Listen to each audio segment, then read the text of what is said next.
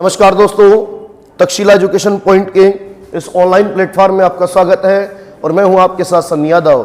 तो देखिए दोस्तों, हमारा सामान्य अध्ययन के अंतर्गत भारतीय संविधान चला हुआ था और यदि बच्चों हम भारतीय संविधान की बात करें तो भारतीय संविधान में जो बच्चों हमने लास्ट क्लास ली थी, उस लास्ट क्लास में हमने बच्चों संसद जो टॉपिक है उसे समाप्त कर लिया था। संसद के विषय में जो भी महत्वपूर्ण चीजें थी वो हमने सभी चीजें बच्चों क्रमवार तरीके से पढ़ ली थी। उसमें चाहे हमने लोकसभा की बात की हो, राज्यसभा की बात की हो, संसद में जो संसद की समितियां हैं उनके संदर्भ में बात की हो, ये जो संसदीय प्रस्ताव आते हैं बच्चों उनके विषय में बात की थी।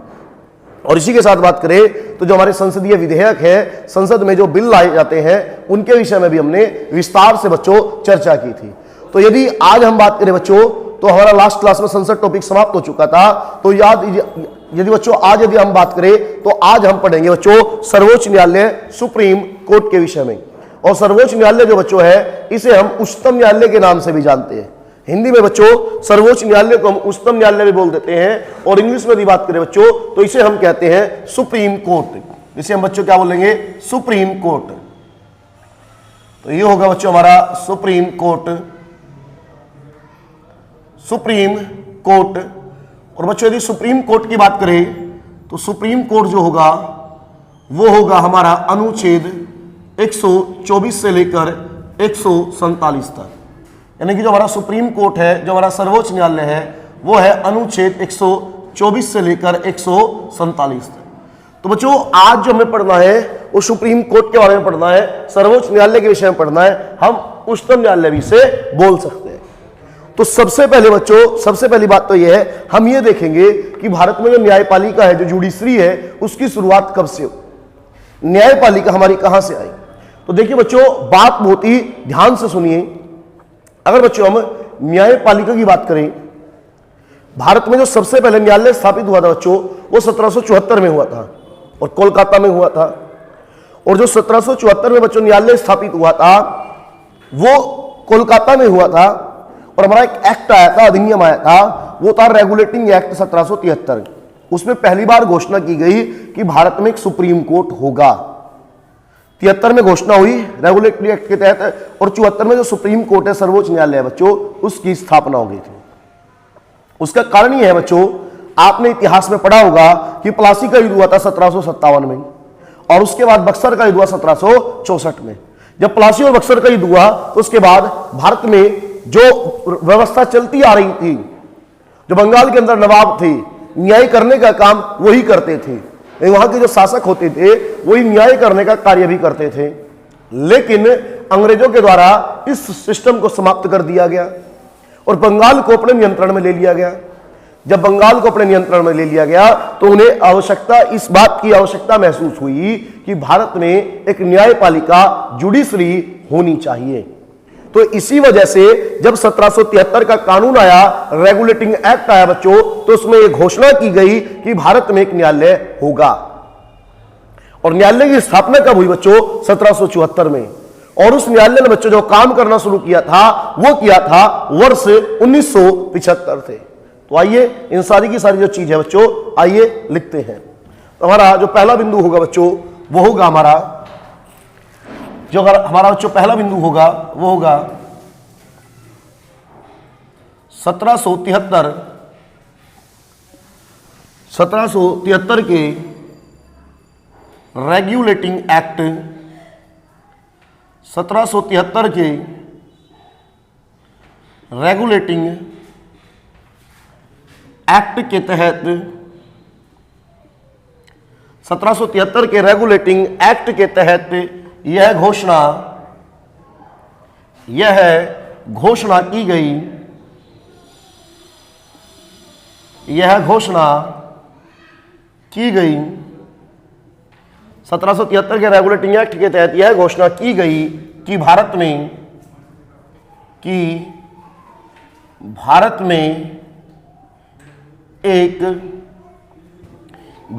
एक न्यायालय की स्थापना की जाएगी। भारत में एक न्यायालय की स्थापना, भारत में एक न्यायालय की स्थापना की जाएगी। न्यायालय की स्थापना की जाएगी। भारत में एक न्यायालय की स्थापना की जाएगी। यानी 1773 में बच्चों पहली बार यह घोषणा हुई कि भारत के अंदर एक न्यायालय होगा। और घोषणा बच्चों कब हुई? तो 1773 में हुई। और 1773 का बच्चों वो कौन सा एक्ट था? तो वो एक्ट था रेगुलेटिंग एक्ट। ये महत्वपूर्ण है बच्चों, हमें से याद रखना होगा। अब घोषणा तो 1773 में होगी बच्चों, लेकिन न्यायालय की स्थापना 1773 में नहीं हुई। न्यायालय की बच्चों जो स्थापना हुई वो स्थापना हुई 1774 में। तो आइए उस बिंदु को भी हम लिखते हैं। हमारा जो नेक्स्ट पॉइंट होगा वो होगा 1774 में कोलकाता में 1774 में कोलकाता में एक न्यायालय की स्थापना की गई। 1774 में कोलकाता में एक न्यायालय की स्थापना की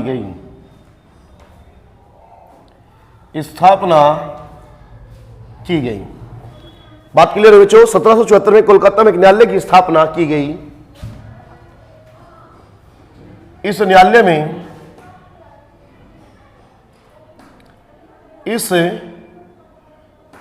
में एक मुख्य न्यायाधीश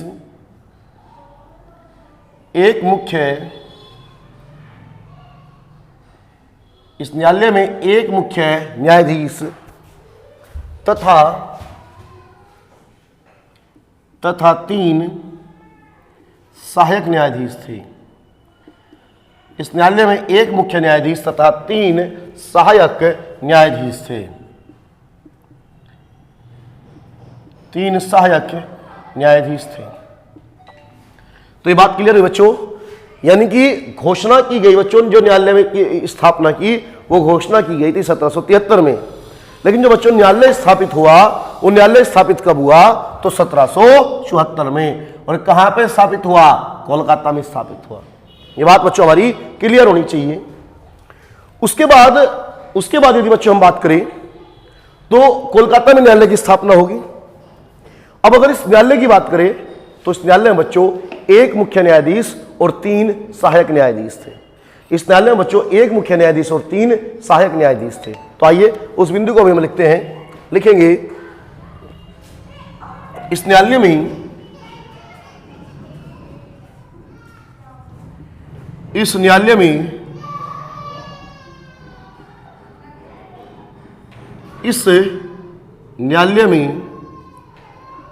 एक मुख्य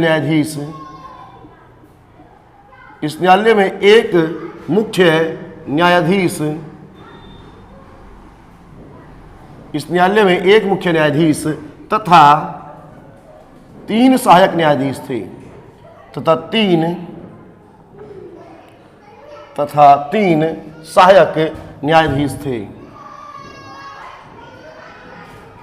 तथा तीन सहायक न्यायाधीश थे। यानी कि बच्चों जो न्यायालय था जो कोलकाता में स्थापित हुआ था, इस न्यायालय में बच्चों एक क्या था? हमारा मुख्य न्यायाधीश, एक था चीफ जज, और इसी के साथ बच्चों अगर हम बात करें तो हमारे जो 3 थे वो थे सहायक न्यायाधीश। यानी कि एक हो गया मुख्य न्यायाधीश और 3 हो गया सहायक न्यायाधीश। जैसे बच्चों आज आपको वर्तमान में पता होगा, अगर आज वर्तमान में हम अपने सर्वोच्च न्यायालय की बात करें तो उस सर्वोच्च न्यायालय में एक मुख्य न्यायाधीश होता है, उसी के साथ साथ 33 जो होते हैं बच्चों वो सहायक न्यायाधीश होते हैं। तो उस समय एक मुख्य न्यायाधीश था और 3 सहायक न्यायाधीश थे बच्चों। आइए उन न्यायाधीशों के साथ में मैं आपको नाम भी लिखवा देता हूं। Sir Elijah Impey, sir Elijah Impey मुख्य न्यायाधीश थे। सर एलिजाह इम्पे मुख्य न्यायाधीश थे। सर एलिजाह इम्पे मुख्य न्यायाधीश थे तथा चैम्बर्स लिमेस्टर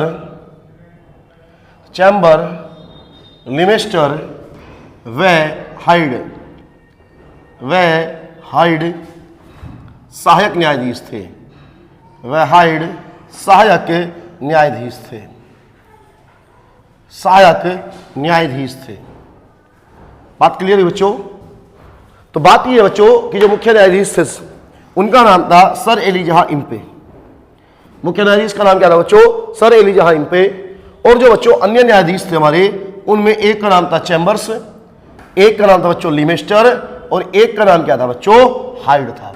यानी कि ये 3 सहायक न्यायाधीश थे। एक चैम्बर्स था, एक लिमेस्टर था, और एक कौन था बच्चों? एक था हमारा हाइड। ठीक है। तो उसके बाद अगर बच्चों इस न्यायालय की हम बात करें तो इस न्यायालय ने जो प्रॉपर काम करना शुरू किया था, वो काम करने की जो शुरुआत की थी वो करी थी 1 जनवरी 1975 से। आइए उस बिंदु को भी हम लिखवा देते हैं। इस न्यायालय ने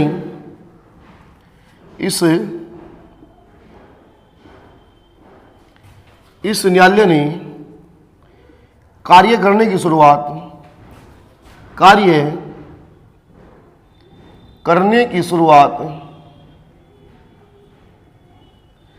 इस न्यायालय ने कार्य करने की शुरुआत 1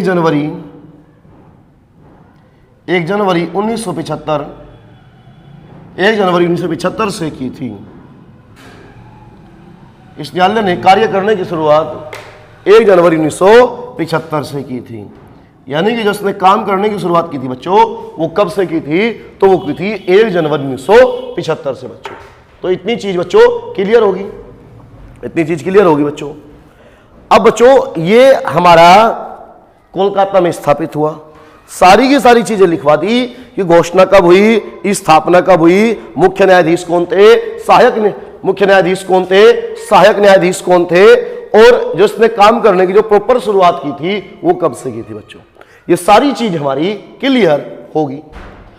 अब बच्चों अगर इसके बाद बात करें हम, तो इसके बाद बच्चों बात की हुई कि देश के अलग अलग हिस्सों में कई सारे और न्यायालयों की स्थापना की गई।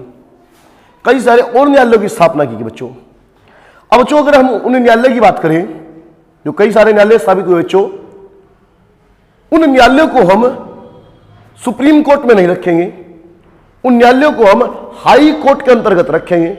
उन न्यायालयों को हम हाई कोर्ट की संज्ञा देंगे, क्योंकि ये पहला स्थापित हुआ था तो इसे हम सुप्रीम कोर्ट कह सकते हैं। उसके बाद देश के अलग अलग हिस्सों में कई सारे कोर्टों की स्थापना हुई, जैसे मुंबई में हुआ, मद्रास में हुआ, कोलकाता में एक हुआ, उसके बाद उत्तर प्रदेश में हुआ 1866 के आसपास। तो देश के अलग अलग भागों में कोर्टों की, न्यायालयों की स्थापना होने लगी। लेकिन बच्चों उन न्यायालयों को जो हम पढ़ेंगे वो हम हाई कोर्ट के अंदर समाहित करके पढ़ेंगे, क्योंकि इसे हम सुप्रीम कोर्ट की संज्ञा देते हैं, क्योंकि देश में पहला न्यायालय स्थापित होने वाला पहला न्यायालय था। अब बच्चों 1935 में अंग्रेजी सरकार एक कानून लाती है, इसका नाम था भारत शासन अधिनियम 1935। उस 1935 के अधिनियम में जो ब्रिटानी सरकार है, जो ब्रिटिश सरकार है, वो घोषणा करती है कि हम पूरे भारत के लिए एक संघीय न्यायालय की स्थापना करेंगे, घोषणा को भी बच्चों 35 में हुई। और ये कहा कि जो संघीय न्यायालय होगा, संघीय न्यायालय की जो स्थापना होगी वो कहां होगी बच्चों? दिल्ली में होगी। और जो बच्चों आज का हमारा जो सुप्रीम कोर्ट है, जो वर्तमान सुप्रीम कोर्ट की बिल्डिंग है बच्चों, वो उस बिल्डिंग जो है वो उसी संघीय न्यायालय की है। जब देश आजाद हुआ और उसके बाद जब संविधान लागू हुआ और सुप्रीम कोर्ट को जब स्थापना करेगी, तो उसी संघीय न्यायालय को कन्वर्ट कर दिया गया सुप्रीम कोर्ट में, यानी जिसकी स्थापना अंग्रेजों के द्वारा की गई थी। तो आइए अब हम थोड़ा सा पढ़ लेते हैं संघीय न्यायालय के विषय में। तो चलिए बच्चों इसमें लिखते हैं, इसमें लिखेंगे बच्चों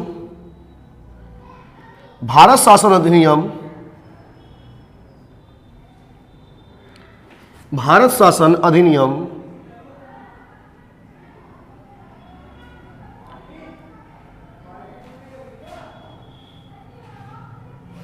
भारत शासन अधिनियम 1935, भारत शासन अधिनियम 1935 में यह घोषणा की गई, भारत शासन अधिनियम 1935 में यह घोषणा की गई कि दिल्ली के अंदर, यह घोषणा की गई कि दिल्ली के अंदर दिल्ली के अंदर एक संघीय न्यायालय, दिल्ली के अंदर एक संघीय न्यायालय, दिल्ली के अंदर एक संघीय न्यायालय की स्थापना की जाएगी। दिल्ली के अंदर एक संघीय न्यायालय की स्थापना की जाएगी।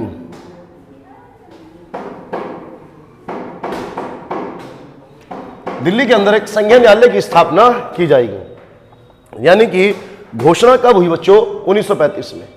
और उसके बाद बच्चों अगर हम बात करें तो 1 अक्टूबर, यहीं पे लिख रहा हूं बच्चों में, 1 अक्टूबर 1937 को, 1 अक्टूबर 1937 को संघीय न्यायालय, 1 अक्टूबर 1937 को संघीय न्यायालय, 1 अक्टूबर 1937 को संघीय न्यायालय की स्थापना कर दी गई। 1 अक्टूबर 1937 को संघीय न्यायालय की स्थापना कर दी गई। 1 अक्टूबर 1937 को संघीय न्यायालय की स्थापना कर दी गई। और इस संघीय न्यायालय की स्थापना कहां हुई बच्चों? दिल्ली में हुई। कहां हुई बच्चों? दिल्ली में हुई। तो ये है बच्चों, याद रखना, भारत शासन अधिनियम 1935, इसमें ये घोषणा की गई थी। भारत शासन अधिनियम 1935 में घोषणा की गई थी। और जो न्यायालय बच्चों बनकर तैयार हो गया था वो कब हो गया था? 1 अक्टूबर 1937 को। अब बच्चों अगर इस न्यायालय के हम मुख्य न्यायाधीश की बात करें तो उस न्यायालय के मुख्य न्यायाधीश का जो नाम था बच्चों वो था मोरियस ग्वेयर।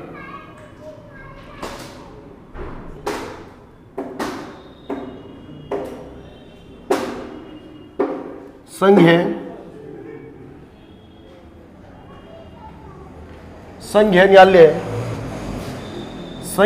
न्यायालय के मुख्य न्यायाधीश, संघीय न्यायालय के मुख्य न्यायाधीश का नाम, संघीय न्यायालय के मुख्य न्यायाधीश का नाम मोरियस ग्वेयर था। संघीय न्यायालय के मुख्य न्यायाधीश का नाम मोरियस ग्वेयर था। जबकि बच्चों जो 1774 में स्थापित हुआ था उसके मुख्य न्यायाधीश का नाम था, वो था सर एलिजाह इम्पे। क्या नाम था बच्चों? Sir Elijah Impey. ठीक है बच्चों। और जो 1937 में स्थापित हुआ उसका नाम क्या था? मुख्य न्यायाधीश का नाम मोरियस ग्वेयर था बच्चों उसका नाम। तो चलिए बच्चों आप इसका स्क्रीनशॉट लीजिए, उसके बाद फिर हम चीजों को कंटिन्यू करते हैं।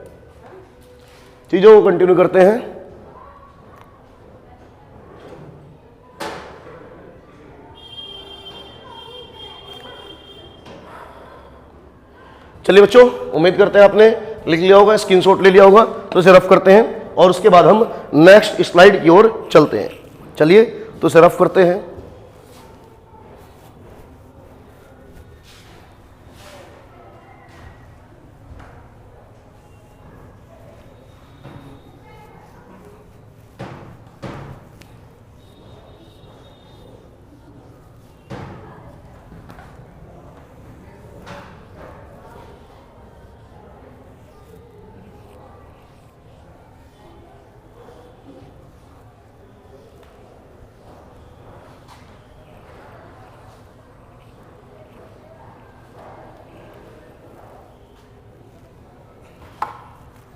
चले बच्चों, अगर बच्चों हम वर्तमान उच्च न्यायालय की बात करें, तो जो हमारा फिलहाल अभी वर्तमान उच्च न्यायालय है बच्चों जो दिल्ली में स्थित है, तो बच्चों जो संघीय न्यायालय था वही संघीय न्यायालय की बिल्डिंग है। उसी संघीय न्यायालय को कन्वर्ट कर दिया गया वर्तमान के उच्चतम न्यायालय या सर्वोच्च न्यायालय बच्चों। तो अगर वर्तमान उच्चतम न्यायालय की स्थापना की बात करें बच्चों तो वो स्थापित हुआ था 28 जनवरी 1950 को। तो आइए लिखते हैं। इस पर पहला बिंदु होगा वर्तमान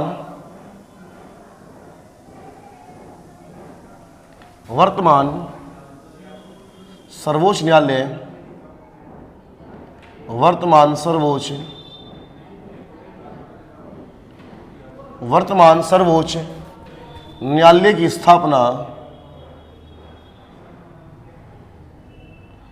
वर्तमान सर्वोच्च न्यायालय की स्थापना 28 जनवरी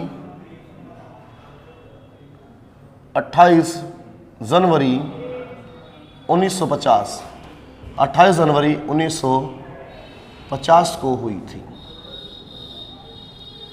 28 जनवरी 1950 को हुई थी।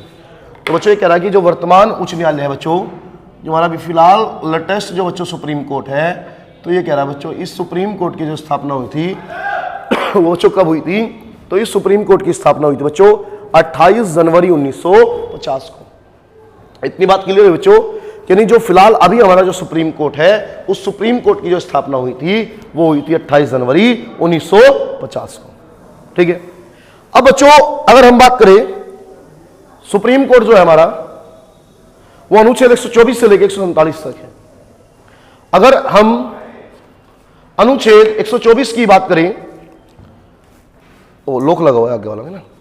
अगर बच्चों हम अनुच्छेद 124 की बात करें तो 124 के बच्चों कई सारे पार्ट हैं, जिनमें अनुच्छेद 124 1 है, 124 का 2 है, 3 है, 4 है, 5।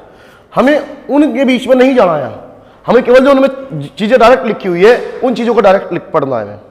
अब जैसे अगर बात करूं बच्चों मैं अनुच्छेद 124 1 की, आइए देखते हैं 124 1 में क्या है। अनुच्छेद जो हमारा 124 1 है,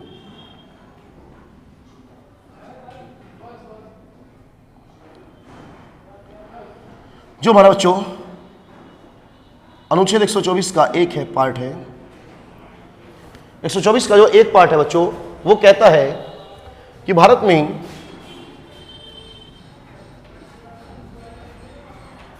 में एक सर्वोच्च न्यायालय होगा। भारत में एक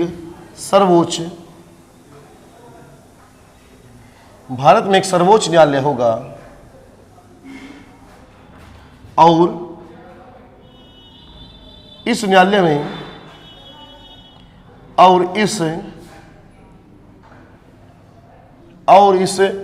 में एक मुख्य न्यायाधीश,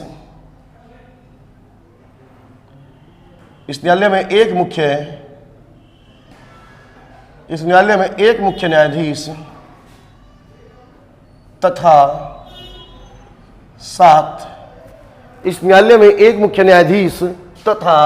7 सहायक न्यायाधीश होंगे, तथा 7 सहायक न्यायाधीश होंगे।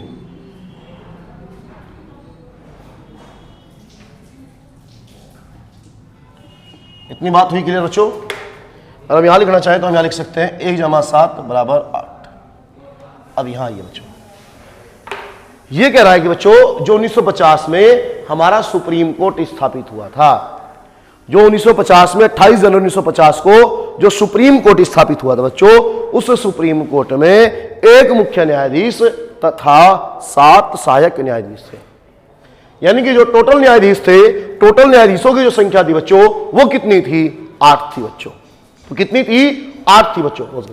कितनी थी? 8 थी। देखिए बच्चों, जो अनुच्छेद 124 1 कह रहा था, अनुच्छेद 124 का जो 1 है, इसमें कहा गया कि जो सर्वोच्च न्यायालय है उसमें एक मुख्य न्यायाधीश होगा और 7 होंगे सहायक न्यायाधीश बच्चों।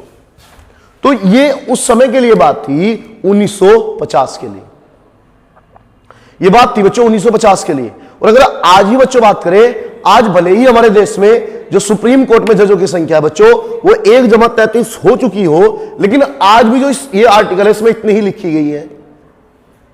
और सुप्रीम कोर्ट में जजों की संख्या में चेंज करने का जो अधिकार दिया गया है बच्चों, वो किसे दिया गया है? संसद को दिया गया है। तो आइए नोट डालकर लिखते हैं।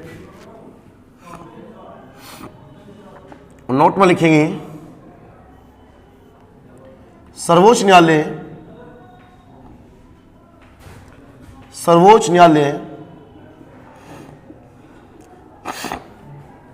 सर्वोच्च न्यायालय के न्यायाधीशों सर्वोच्च न्यायालय के न्यायाधीशों की संख्या सर्वोच्च न्यायालय के न्यायाधीशों की संख्या में वृद्धि करने का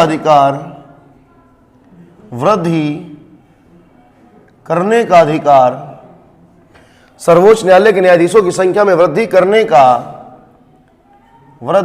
का अधिकार संसद के पास है। अधिकार संसद के पास है।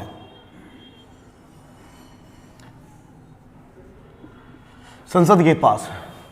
तो इतनी बात क्लियर है बच्चों। ये कह रहा है कि जो सुप्रीम कोर्ट है, सुप्रीम कोर्ट में अगर न्यायाधीशों की संख्या में हमें वृद्धि करनी है तो वो कौन करेगा? संसद करेगा। फॉर एग्जाम्पल अगर अभी हम वर्तमान की बात करें, 1950 में जो थी, 1950 में कितनी संख्या थी? 8 थी। अगर वर्तमान में बात करें बच्चों, तो वर्तमान में सुप्रीम कोर्ट में जो टोटल जजों की संख्या है वो कितनी है बच्चों? 34 है। कितनी है? 34 है। आइए लिखते हैं उसे भी, उस बिंदु को भी हम लिखते हैं। लिखेंगे वर्तमान में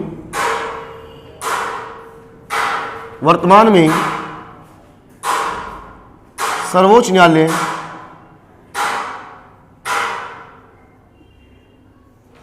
वर्तमान में सर्वोच्च न्यायालय में न्यायाधीशों की संख्या वर्तमान में सर्वोच्च न्यायालय में न्यायाधीशों की संख्या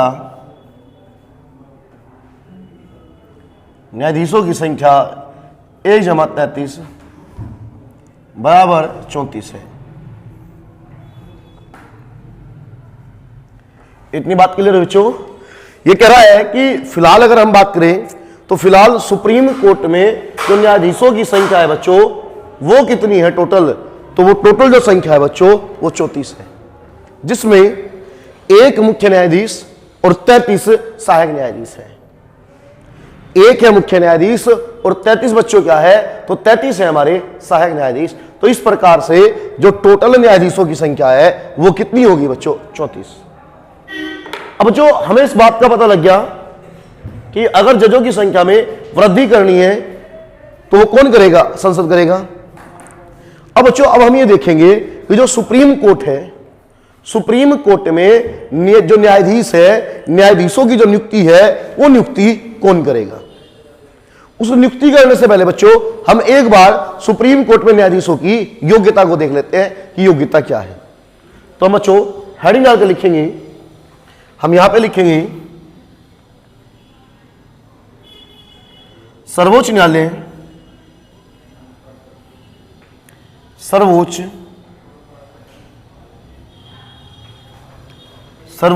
में न्यायाधीश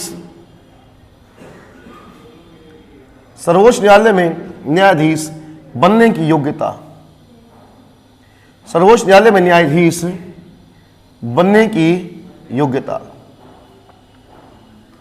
तो बच्चों हम ये चीज देखेंगे कि जो हमारा सुप्रीम कोर्ट है, तो सुप्रीम कोर्ट में जो जज है, जज बनने की क्या योग्यता होगी? जो हमारा सुप्रीम कोर्ट है, सुप्रीम कोर्ट में जज बनने की योग्यता क्या होगी? तो आइए बच्चों देखते हैं सुप्रीम कोर्ट में जज बनने की क्या योग्यता होगी। अगर बच्चों हम सुप्रीम कोर्ट में जज बनने की योग्यता की बात करें तो सुप्रीम कोर्ट में जज बनने की बच्चों 2 ही योग्यता होती है। अब वो 2 योग्यता कौन कौन सी होती है? तो आइए देखते हैं। जो पहली योग्यता है बच्चों वह भारत का नागरिक हो, वह भारत का नागरिक हो।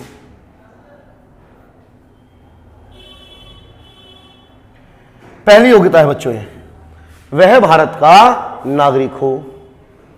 इसी के साथ बच्चों अगर हम बात करें तो दूसरी योग्यता में है, अगर दूसरी योग्यता की बात करें तो दूसरी योग्यता है किसी उच्च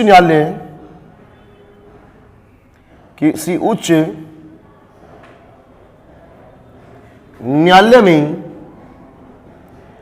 5 वर्षों तक, किसी उच्च न्यायालय में 5 वर्षों तक न्यायाधीश के तौर पर रहा हो। किसी उच्च न्यायालय में 5 वर्षों तक न्यायाधीश के तौर पर रहा हो।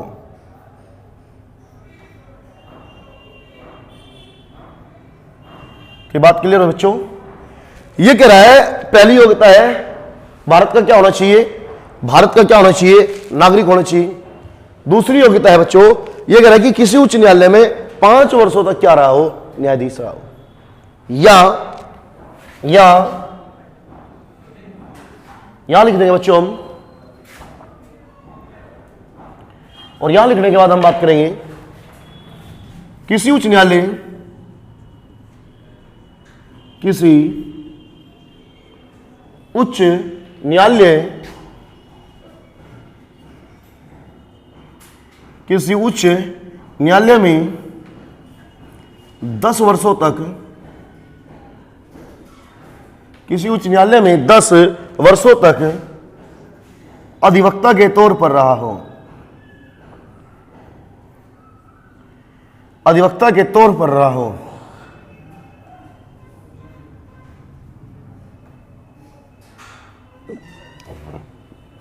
तो इतनी बात क्लियर है बच्चों? या तो 5 वर्षों तक क्या रहा हो बच्चों, न्यायाधीश रहा हो। अगर वो 5 वर्षों तक न्यायाधीश नहीं रहा तो वो क्या रहा हो बच्चों, वो रहा हो अधिवक्ता। अगर ये भी योग्यता ना हो, अगर ये भी ना हो तो इसमें हम लिख सकते हैं बच्चों, हम इसमें लिख सकते हैं राष्ट्रपति, राष्ट्रपति की नजर में, राष्ट्रपति की नजर में विधिवेत्ता हो। राष्ट्रपति की नजर में विधिवेत्ता हो। विधिवेत्ता का मतलब है बच्चों कानून का जानकार। विधिवेत्ता का मतलब क्या है बच्चों? तो विधिवेत्ता का मतलब बच्चों कानून का जानकार। तो अगर देखा जाए बच्चों, जो लास्ट मैंने आपको 3 लिखवाए हैं, इन 3 में से कोई एक मैंडेटरी है और ऊपर जो है ये जरूर है। इन 3, ये 3 ऑप्शनल है, इन 3 ऑप्शन में से कोई एक हो। ये तो पहली वाली क्वालिटी से हो, या दूसरी वाली क्वालिटी हो, या तीसरी वाली क्वालिटी हो, और नागरिकता वाला जरूर चाहिए। और इसी के साथ बच्चों अगर हम बात करें, इसी के साथ बच्चों अगर हम बात करें तो जो भारत का वो नागरिक होगा, वो नागरिक किसी भी आधार पे हो, वो जन्म के आधार पे हो, वो पंजीकरण के आधार पे हो, अर्जित क्षेत्र के आधार पे हो, वंश परंपरा के आधार पे हो, देशीकरण के आधार पे हो, वो नागरिक बच्चों किसी भी आधार पे हो वो चलेगा, कोई समस्या नहीं है बच्चों इसमें।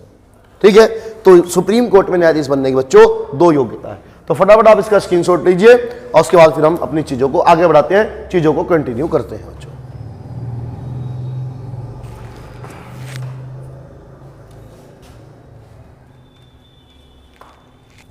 तो चलिए बच्चों आगे बढ़ते हैं। उम्मीद है आपने स्क्रीनशॉट ले लिया होगा इसका।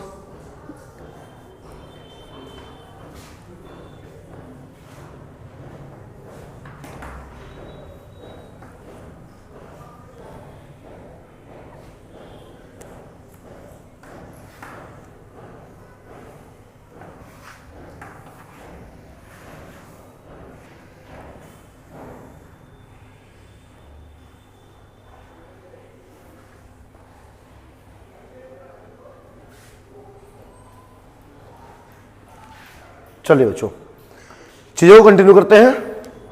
अब देखो बच्चों, हमने जाना सुप्रीम कोर्ट जो है, सुप्रीम कोर्ट में जो जज है, न्यायाधीश है, न्यायाधीश बनने की बच्चों हमने योग्यता देख ली क्या है। अब बात आई कि जी योग्यता तो हमारे पास भी है, लेकिन नियुक्ति कौन करेगा। अब बात आई जी नियुक्ति, नियुक्ति जो करने का कार्य है वो कौन करेगा। तो आइए उसे भी हम देख लेते हैं।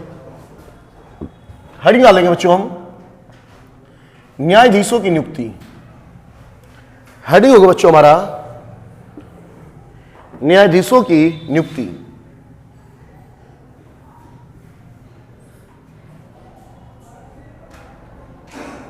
न्यायाधीशों की नियुक्ति।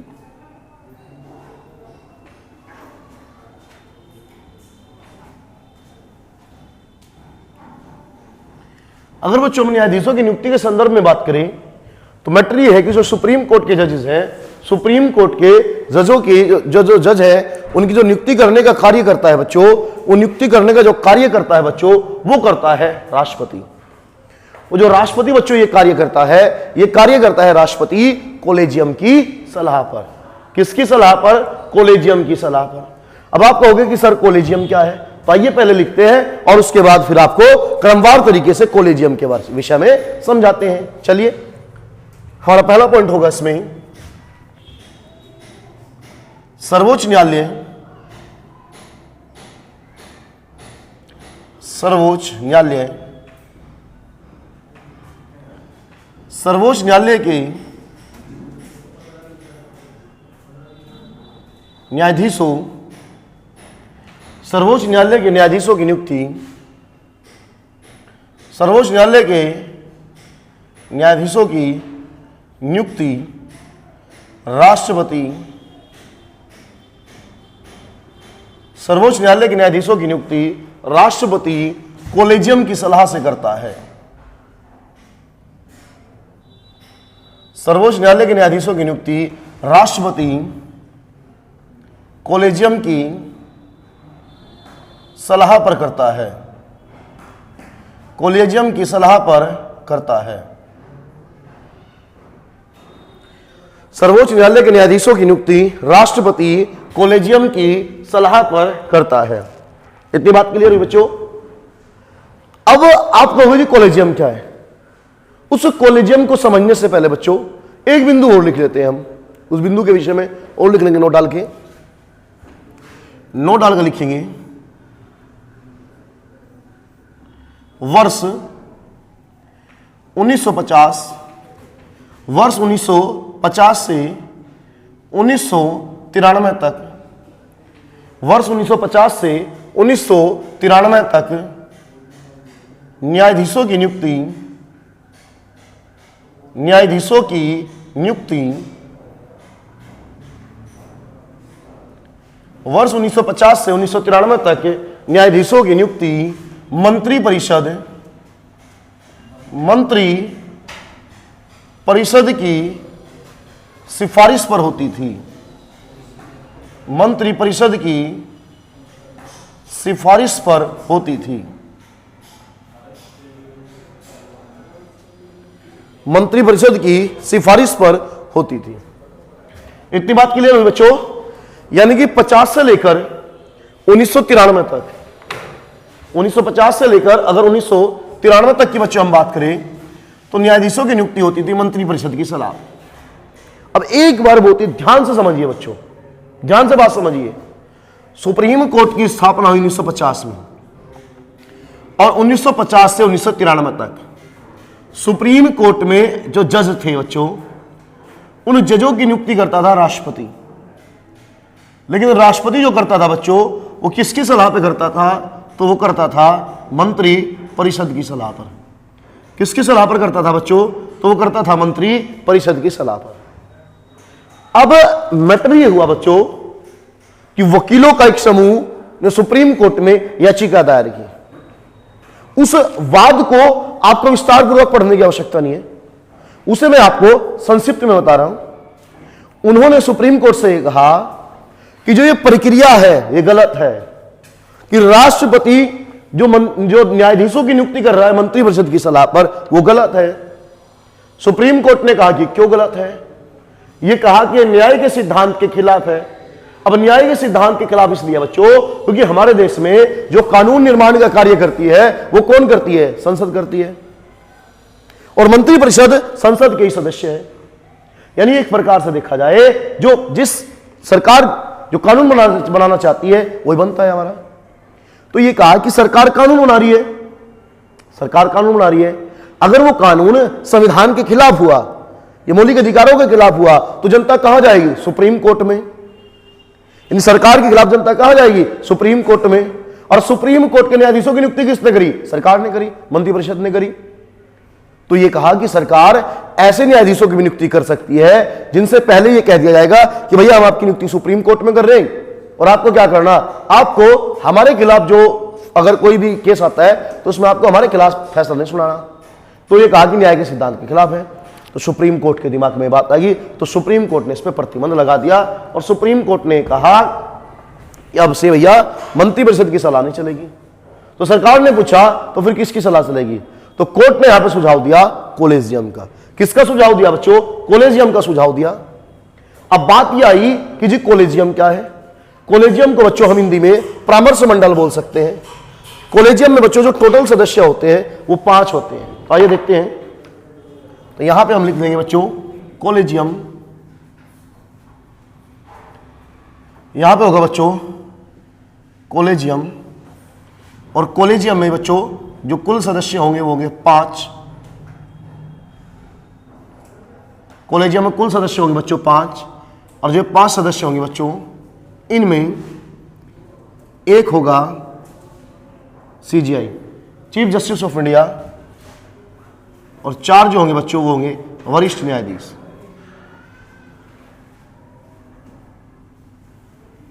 वरिष्ठ न्यायाधीश ये कहा कि बच्चों एक होगा चीफ जस्टिस ऑफ इंडिया और 4 होंगे सुप्रीम कोर्ट के जो वरिष्ठ न्यायाधीश होंगे। इन्हें मिला के बनेगा आपका कॉलेजियम। इन्हें मिला के बच्चों क्या बनेगा? कॉलेजियम बनेगा। और ये जो कॉलेजियम जो सलाह देगा, इसी की सलाह पे सुप्रीम कोर्ट में जजों की नियुक्ति होगी। ये सलाह देगा राष्ट्रपति को, और राष्ट्रपति इनकी सलाह के आधार पर ही जजों की नियुक्ति करेगा। जजों की नियुक्ति करेगा। और जो ये जो सलाह देंगे कॉलेजियम, ये बहुमत से देंगे, और उसमें सीजीआई की जो सलाह है वो अनिवार्य है। यानी बहुमत होगा 3 का, और 3 में इस एक की यानी जो सीजीआई है, सीजीआई की जो सलाह है वो सलाह लेना बच्चों जरूरी है। इतनी बात क्लियर हुई बच्चों? इतनी बात जो है वो क्लियर हुई, ठीक है। तो हमें पता लग गया कि जो सुप्रीम कोर्ट है, सुप्रीम कोर्ट में जो जज है, जो न्यायाधीश है, उनके बनने की प्रक्रिया क्या है। हमें पता लग गया कि सुप्रीम कोर्ट के जो जजेस हैं उनकी योग्यता क्या है, उनकी नियुक्ति कौन करेगा। तो आइए साथ के साथ में एक बार यहीं पर सुप्रीम कोर्ट के जो न्यायाधीश हैं उन्हें हटाने की जो प्रक्रिया है उस प्रक्रिया को भी हम साथ के साथ देख लेते हैं। तो चलिए आइए नीचे लिख देंगे हम, यहीं पे लिख रहे हैं, इसी के नीचे बच्चों न्यायाधीशों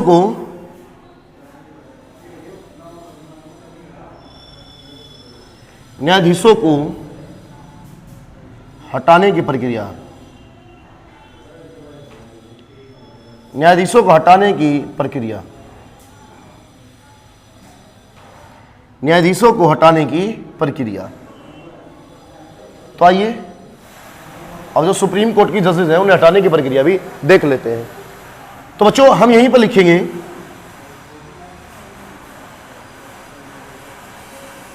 सर्वोच्च न्यायालय, सर्वोच्च न्यायालय, सर्वोच्च न्यायालय के न्यायाधीशों को, सर्वोच्च न्यायालय के न्यायाधीशों को उसी विधि से हटाया जाता है,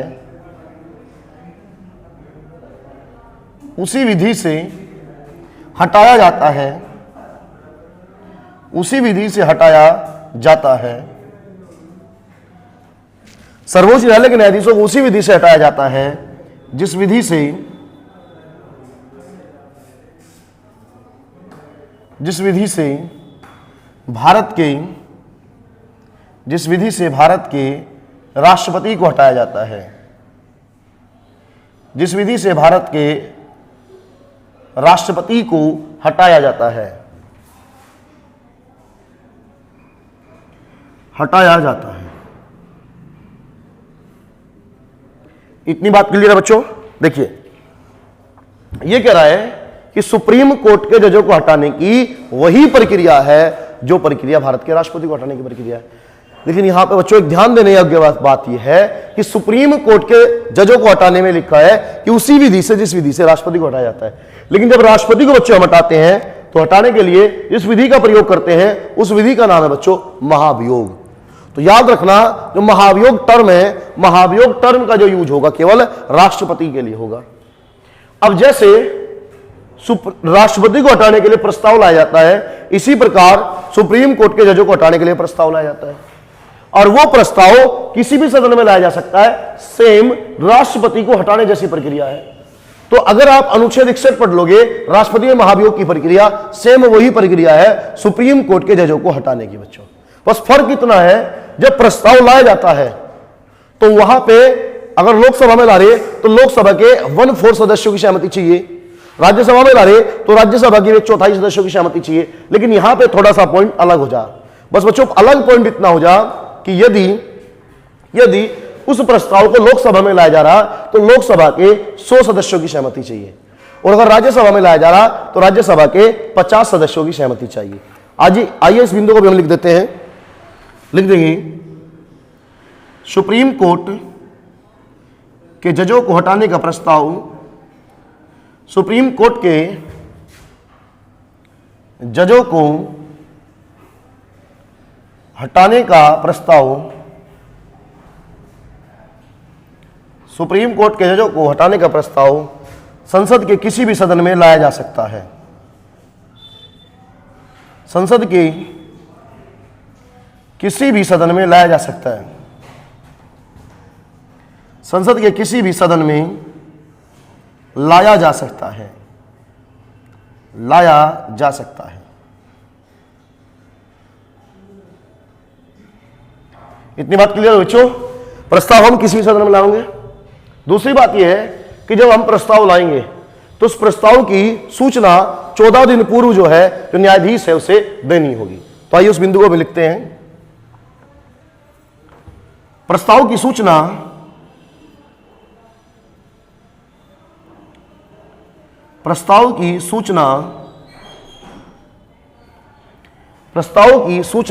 न्यायाधीश को, प्रस्ताव की सूचना न्यायाधीश को 14 दिन पूर्व देनी होगी। प्रस्ताव की सूचना न्यायाधीश को 14 दिन पूर्व देनी होगी, 14 दिन पूर्व देनी होगी। प्रस्ताव की सूचना न्यायाधीश को 14 दिन पूर्व देनी होगी। तो अगर वो प्रस्ताव संसद के बच्चों दोनों सदनों से विशेष बहुमत से पास हो जाता है तो जो न्यायाधीश है उसे हटा दिया जाएगा। तो अगर बच्चों आज के विषय में हम बात करें तो आज हमने सुप्रीम कोर्ट के विषय में पढ़ा। हमने सुप्रीम कोर्ट का भारत में जो न्यायपालिका का इतिहास था उसे पढ़ लिया। सुप्रीम कोर्ट में जजों की नियुक्ति कैसे होगी वो पढ़ लिया, योग्यता क्या होगी वो पढ़ लिया, न्यायाधीशों को हटाने की प्रक्रिया क्या होगी वो हो गया। हमारा जो कॉलेजियम है, कॉलेजियम के विषय में हमने पढ़ लिया, और जो सुप्रीम कोर्ट का इतिहास था, भारत में कब पहला न्यायालय स्थापित हुआ था, उन सभी चीजों को हमने कंप्लीट कर लिया बच्चों। तो अगर बच्चों सुप्रीम कोर्ट के विषय में बात करें तो हमारी एक क्लास और बचेगी, उस एक क्लास में हमारा सुप्रीम कोर्ट कंप्लीट हो जाएगा। तो बच्चों आज के लिए इतना ही, मिलते हैं नेक्स्ट क्लास में, तब तक के लिए जय हिंद।